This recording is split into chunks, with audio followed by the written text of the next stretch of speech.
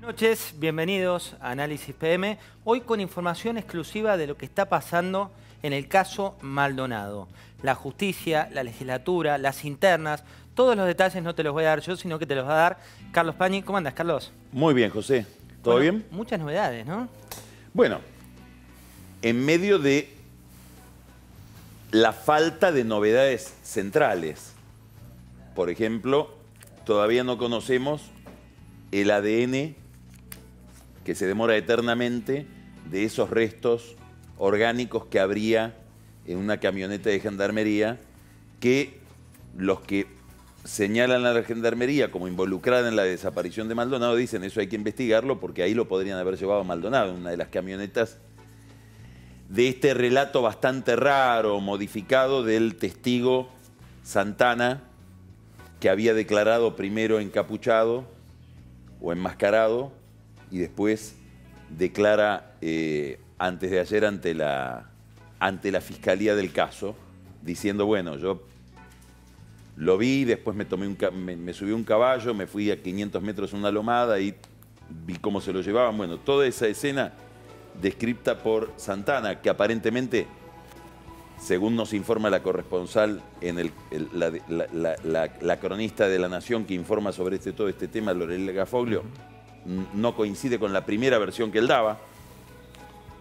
Imputa a la gendarmería, ese ADN es clave, no lo tenemos. En medio de un gran vacío informativo y de algunas rarezas muy importantes que hay en la causa, sí, novedades hay todo el tiempo, pero no sé si avanza demasiado la investigación a pesar de que hay mucho ruido. Pero hay un dato que surge, que está en transcripciones, que tiene que ver con la legislatura, con Vera. Contanos qué es lo que pasa. ¿Por qué? Porque entre las 1000 historias que se mezclan con este caso, hay una que es que Gustavo Vera, que es legislador porteño, recibe un informe de inteligencia que tenía como el formato muy raro, porque era un informe supuestamente de la Policía de Inteligencia de la Policía Federal, pero decía Ministerio del Interior. Hace mucho que la Policía Federal no depende del Ministerio del Interior, entonces por eso se desacredita lo que dice el informe. Él lo presenta en la Procubin, la Procuración sobre Violencia Institucional, que es la que le había tomado, por otra parte, declaración a Santana cuando declara enmascarado. Bueno, en la Procubin aclaran, le tomamos declaración enmascarado, pero eso no es una declaración testimonial, es conseguir algo de información de la forma en que él quería darla. No es que eso forma parte del procedimiento ortodoxo de la causa judicial. Era lo que había en ese momento, explican en la Procuración. También toman este informe de Vera y se lo pasan a la Fiscalía. Hay todo un debate sobre el informe de Vera, que es un informe muy pesado, que no es de Vera, Vera lo recibe, sí, inclusive se lo pasa a gente del gobierno. Hay toda una polémica. Obviamente es un informe muy pesado, ¿por qué? Porque dice que hubo un procedimiento por izquierda de la Gendarmería, antes de que se inicie este procedimiento de despejar la Ruta 40, que en ese procedimiento se les habría ido Maldonado, se les muere en los malos tratos, y lo llevan, intentan plantarle el cadáver a un jefe de la Gendarmería del Bolsón que se llama Méndez. Méndez se da cuenta, dice, no, que vaya al regimiento de 36, que es de donde son los 2 gendarmes que están al frente de este operativo clandestino, y después se llevan el cadáver, dice este informe de inteligencia, hacia Chile, y lo habrían enterrado o dejado en un bosque en Chile. Se arma un gran escándalo, porque imagínate lo que es una información pesadísima en un informe que no se sabe qué calidad tiene, quién se hace cargo de él, lo empiezan a imputar a Vera.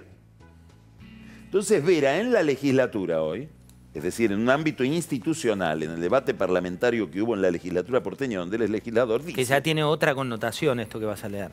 Y fíjate lo pesado que es. Dice, como legislador tengo la obligación de judicializar cualquier denuncia que me llegue y que tenga algún grado de verosimilitud. Si no lo hiciera, estaría incumpliendo mis deberes de funcionario público. Pero judicializarla no significa agitarla. Y digo esto porque la hice hace bastante tiempo, una semana. No dije en ningún medio que la había hecho, pero curiosamente, quien la agita, dice Vera, quien agita toda esa versión muy circunstanciada en contra de la Gendarmería, quien la agita en los medios es Roncaglia, el jefe de la Policía Federal.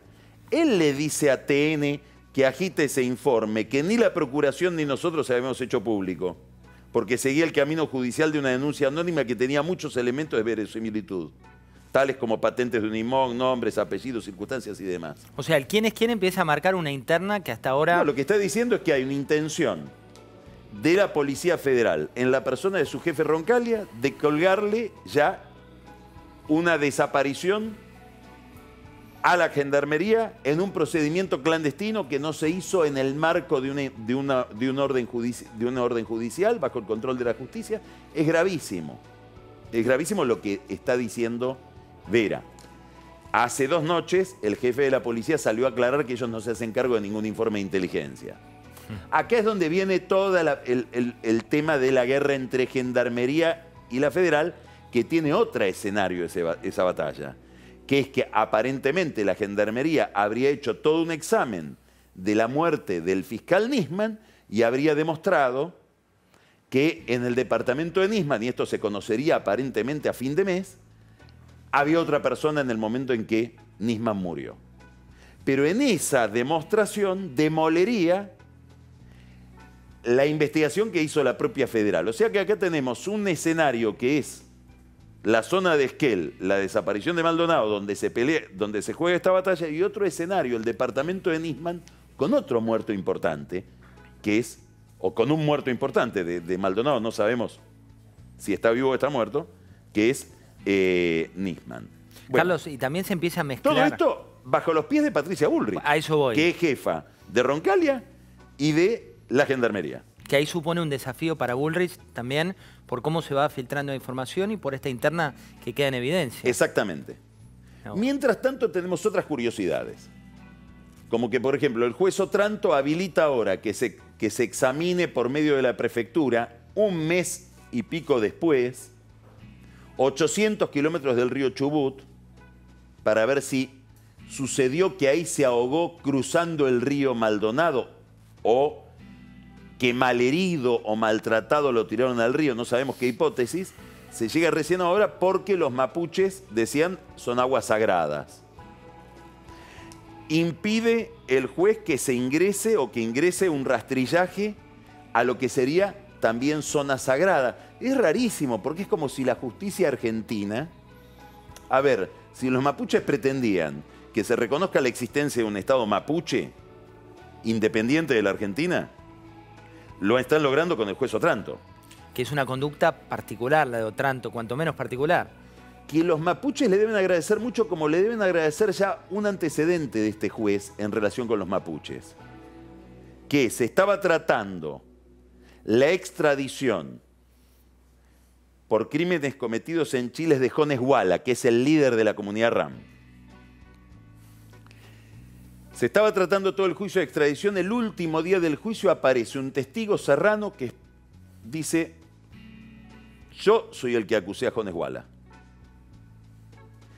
Pero debo decir ahora, un año después de los hechos, y al final de todo el juicio, el último día, algo que ni siquiera dijeron los defensores de Jones Walla, que es que a mí me torturaron para que dijera los cargos en contra de Jones Walla, que es mi primo. Y el juez Otranto dijo, bueno, se suspende el proceso de extradición porque todo esto es nulo, sin siquiera aparentemente revisar si había marcas de la tortura, si se podía confrontar ese relato con algún indicio. Digamos, esta conducta del juez, que los mapuches aplaudieron y agradecieron, daría la impresión de que hay como una simpatía o un sesgo de conceder a la comunidad mapuche una cantidad de prerrogativas que la verdad son curiosas. Carlos, también esta conducta de poner una especie de velo, cuanto menos para meterse en la zona, para rastrillar por así, también supone cierta investigación que está latente y que no avanza. Bueno, a ver, en el relato que hacen muchos mapuches que están diciendo a Maldonado lo liquidó en algún momento la Gendarmería, aparece que hubo una balacera extraordinaria en esos terrenos. Los gendarmes dicen que no. Bueno, deben estar las balas en algún lado, debe haber indicios de eso. No se puede entrar a investigar. Y lo que te hace presumir, ¿qué se está escondiendo ahí? Digamos, ¿cuál es la razón por la que la justicia se inhibe de investigar el escenario de los hechos? Que es algo habitual, siempre se investiga en la zona de los hechos. Imagínate en semejante caso. Totalmente. Entonces, esto le da lugar al Ministerio de Justicia de insinuar o plantearse la hipótesis de traigamos a las Naciones Unidas porque la justicia argentina no está en condiciones de investigar este caso. Carlos, en este escenario la política se mezcla, digo, por un lado tenés a Patricia Bullrich, por otro lado tenés las elecciones que vienen en octubre. ¿Cuánto incide este caso en lo que viene en términos electorales? No lo sé, no lo sé. Se mezcla por... De hecho, el Congreso la está llamando a Patricia Bullrich. Yo creo que Patricia Bullrich ha decidido, o le han dicho, no vayas al Congreso. La estaba citando una comisión bicameral que preside Massa, aquí hay un tercer actor. Que entra la ancha avenida del medio a jugar políticamente también. Exacto. Ahora, tu pregunta, te la contesto con una pregunta. El grado de fractura que hay en la opinión pública argentina, el grado de prejuicio que impide que hasta se examinen los hechos, porque si vos odias a Macri, a Maldonado lo hizo desaparecer Macri con sus manos, y si odias a Cristina y tenés serias reservas por los organismos de derechos humanos y te parece muy mal lo de los mapuches, suponés, como supone parte del gobierno, sobre todo cuando creían que Maldonado había sido acuchillado el 21 de julio, que al gobierno le están plantando un desaparecido. Esos son emblocamientos de una sociedad que ya no discute, que funciona como una especie de cámara de eco. Es un resorte. Rígido. La pregunta que yo te hago, contestando a tu pregunta, es, ¿hay algún tema que puede realinear a la gente? ¿O todos los temas entran y se clasifican, digamos, si vos estás contra Macri ya sabés qué pasó, y si estás contra Cristina ya sabés qué pasó y no hay forma de modificarlo? Eso estamos hablando a nivel electoral. Lo que sí estoy seguro es que esto incide en la escena postelectoral. ¿Por qué? Porque vas a tener una Cristina en el Senado mucho más radicalizada a partir de este caso, porque es una Cristina que está acusando a un Macri que es casi como que se parece mucho a la dictadura, con un desaparecido. Cuidado con los que dicen que esto es una desaparición forzada, que es lo que dice la carátula, porque si es así, y es una desaparición forzada de la Gendarmería, estaríamos ante un hecho, José, absolutamente inédito. Porque estos no serían 3 gendarmes que tienen a alguien con el que tienen alguna relación conflictiva y que, bueno, se lo chupan y se les va. No, esto sería en medio de un procedimiento judicial comandado por el juez Otranto que tienen que ir a liberar oficial. Y esta es la principal duda que aparece cuando uno se plantea la hipótesis de la gendarmería. Entonces, ¿cómo hicieron? ¿En qué momento esos gendarmes se convirtieron en una mafia que actuó clandestinamente para chuparse a un tipo? Cuando lo subieron, en el relato del mapuche Santana, cuando lo subieron al Unimog y después lo pasaron a la camioneta, los choferes de esas 2 camionetas dijeron, sí, traigamos un moribundo, lo tiramos a algún lado, lo llevamos. ¿Cuánta gente estuvo implicada en esa maniobra? Es un signo de interrogación para la presunción de que es una desaparición forzada llevada adelante por la Gendarmería. La abogada querellante de la familia, etcétera, dice la única hipótesis que dice la fiscal que hay es la desaparición forzada. ¿Está acreditado algún indicio? ¿La fiscal cree que la Gendarmería, el juez lo dice también? ¿Hay algún indicio? ¿Hay alguna imputación? Hasta ahora no hay ningún gendarme imputado. Pero la carátula es desaparición forzada. También ahí es raro, porque es una desaparición forzada en base a qué hipótesis y con qué imputación. Digamos, todavía hay mucho misterio y todavía hay mucha inconsistencia de los datos, de los indicios, de las cosas que se dicen. En un ratito Carlos Pañi te va a hablar también de Cristina Fernández de Kirchner, va a hablar de Río Turbio, va a analizar el tema de Julio De Vido y un caso particular que se vive en Chile, a donde va a estar cerca, digamos, una situación que también se atraviesa localmente. En minutos nada más. Carlos, si hay preocupación en el Vaticano, sobre todo por Chile, lo que viene pasando con las iglesias, contanos de qué se trata. Bueno, el Papa Francisco va a realizar una visita a Chile en enero. Como todos sabemos, es un hombre cuya pastoral tiene un puente muy activo con todas las organizaciones sociales y sobre todo con las que tienen que ver con pueblos originarios. Hay una organización que se llama Encuentro de los Movimientos Sociales con el Papa, que tuvo reuniones en Roma, en Bolivia, que el que la coordina es Juan Grabois, que tiene vinculación con los mapuches. Grabois, de hecho, vive en Neuquén. Ahora apareció una novedad en Chile. La CAM, que sería la matriz reivindicativa de la causa mapuche y de la nación mapuche, de la cual sale la RAM que actúa en la Argentina, tuvo un desprendimiento que se llama UAM. Es una sigla mapuche. Es el acrónimo de una expresión mapuche. ¿Qué característica tiene esta organización? Además de ser muy violentos, acaban de incendiar 29 camiones, queman iglesias y han quemado un seminario católico, con el argumento de que el catolicismo ha sido el instrumento ideológico traído por los españoles para adormecer la conciencia nacional mapuche.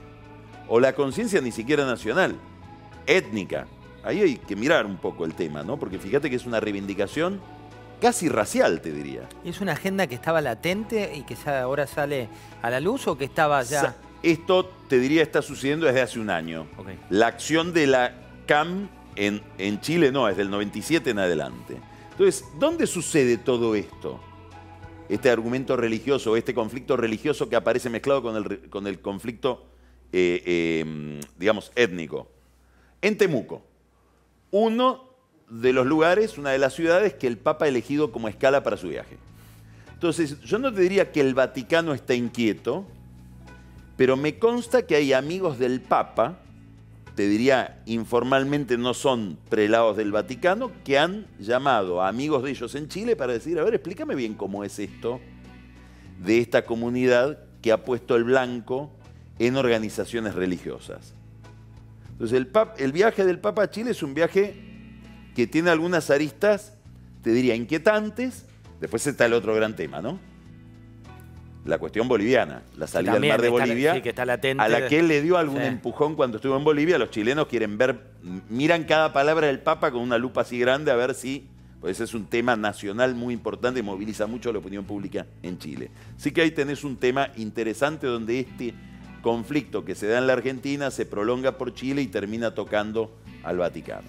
Y mientras tanto, en otro lugar de Ciudad Gótica se empieza a hablar de Cristina Fernández de Kirchner, se empieza a hablar también de la cuestión de fondo de Río Turbio. ¿Qué es lo que viene ahí, Carlos? Bueno, acá ha habido un pronunciamiento muy importante, a mi juicio, desde el punto de vista, no solo desde el punto de vista procesal, sino desde el punto de vista conceptual, de la Sala 2 de la Cámara Federal Penal, que es el tribunal de alzada del juez Luis Rodríguez, que es aquel que recibió la denuncia y todo el pedido de investigación del fiscal Stornelli. Hay que recordar que de lo que se habla es de una cantidad infinita de contrataciones tercerizadas a través de universidades, con montos que permiten la contratación directa para poder adjudicar directamente a determinadas firmas esos servicios alrededor del yacimiento minero carbonífero de Río Turbio. Bueno, cuando Stornelli hace la denuncia, pide que se llame indagatoria y se detenga básicamente a todos los involucrados, entre los cuales está Julio De Vido, te acordás que hubo un escándalo a ver si había que desaforarlo o no, y Roberto Barata, la mano derecha de De Vido en tantos temas energéticos y también en este. El juez Rodríguez dice, yo no encuentro ningún elemento de juicio como para darle la razón a Stornelli y llamarlos a indagatoria. Dice, para mí no es el momento, lo voy a hacer más adelante. Va a la Cámara, por supuesto, apela a Stornelli, el fiscal Moldes, que es el fiscal de Cámara, le da lugar, va a la Cámara y la Cámara se pronuncia, un pronunciamiento que coinciden el camarista Bruglia y el voto central es de Martín Ursum, contra el camarista Fara, que le da la razón a el juez Rodríguez. Irursun, que es en este fallo la voz cantante, te diría, dice, no solamente le dice al juez, le pega muchísimo, ¿no? Digamos, en una gran desautorización del juez Rodríguez, porque le dice, usted tiene que evaluar todos los criterios que le está dando Stornelli y le enseña cómo se analiza un caso de corrupción de gran dimensión. O sea, amplía los argumentos que supuestamente no estaban, que tiene que ver Criterios más de investigación, no elementos de prueba, no indicios, que son los que le da Stornelli. Le dice, mire, usted con estos indicios los tiene que evaluar de esta manera.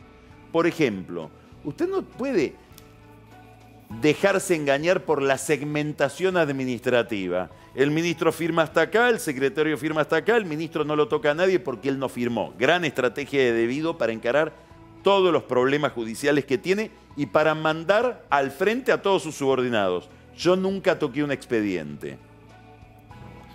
Usted tiene que mirar las relaciones políticas y las responsabilidades políticas en estos hechos de corrupción.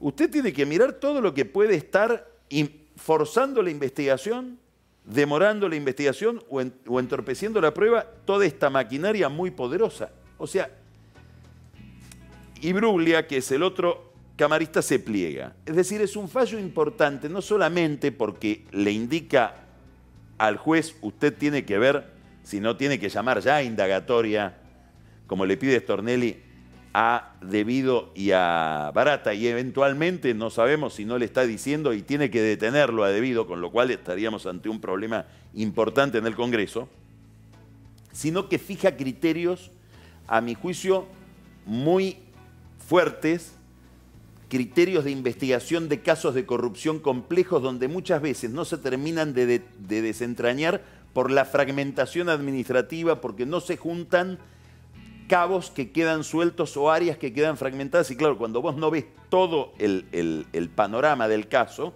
bueno, eso trabaja a favor del corrupto.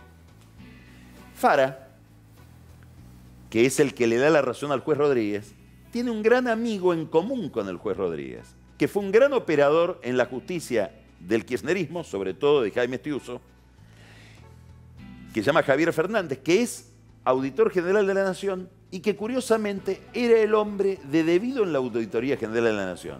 Curiosamente. Yo no estoy, por supuesto, no se puede suponer intencionalidades, pero hay un entramado de amistades, de simpatías, de dependencias políticas, como dice el propio Irursun, que hace que uno por lo menos se pregunte si esas simpatías y esas afinidades no terminan llevando a algo parecido a la complicidad. Clarísimo, Carlos. Muchas gracias. Gracias a vos, José.